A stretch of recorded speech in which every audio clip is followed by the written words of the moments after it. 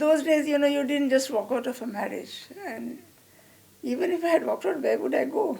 I had no job, I had no money, but thankfully, things worked out. It worked out to be a very companionable marriage. That, to me, was important. And that was one of the things I had told him, that I'd like us to be equals. I had seen too many wives sort of on the lower level kind of thing. And I knew I would never consent to that. I would never consent to be ordered around or bossed around. And you want to say something to me?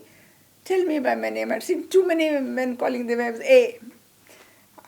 No, I will just turn deaf if that is what he said to me. So he also kind of was sort of inclined towards that thing. He had not seen these things in his family.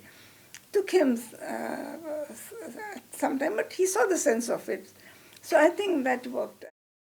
Luckily, we were not made to do all the usual kind of housework and all. And my mother was the kind of woman who didn't want anyone. She thought others coming into her kitchen, she thought that's her domain, it's interfering. So we never learned anything. I remember before I got married, my father told my mother, please teach her something. She doesn't know anything. I didn't even know that there are different kind of dals, So my mother was too impatient to be a teacher and I was too impatient to be a student.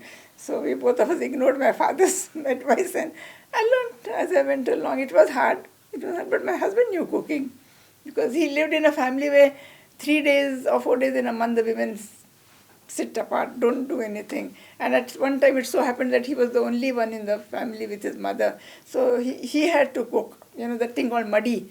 He had to do all that. So he knew a bit of cooking. We managed.